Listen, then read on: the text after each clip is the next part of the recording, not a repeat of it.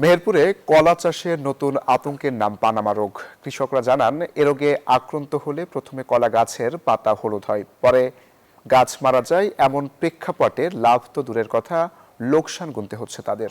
ডালিম সানোয়ারের তথ্যচিত্রের রিপোর্ট।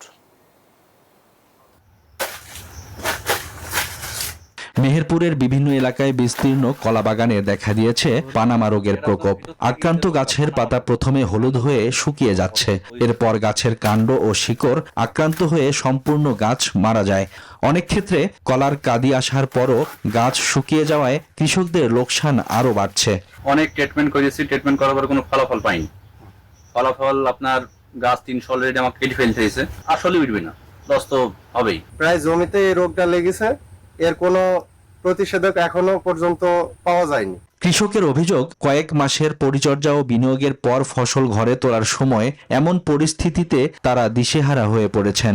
গাছে হলুদ লেগে পাতা হলুদ হয়ে যায়, তারপরে আমি বিভিন্ন লোকের সঙ্গে পরামর্শ নিছি, তারপরে বিষ সারের দোকানে গেছি, পরামর্শ করেছি, তারা বললো দানা বিষ দাও, দানা বিষ দিছি, তারপরে হলো সেই রাখবিন নাকি ওই বিষ দিছি 2 কেজি, কোনোতেই কোনো কাজ হচ্ছে না। কৃষি বিভাগের তথ্য মতে পানামা রোগ মূলত মাটিবাহিত ছত্রাকজনিত রোগ।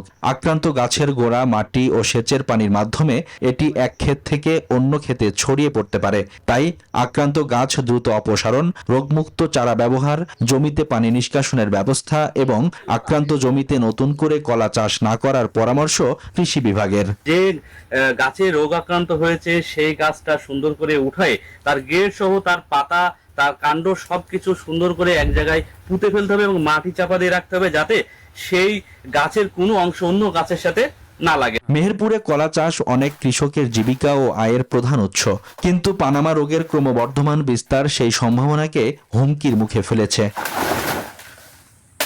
Desk report, news 24।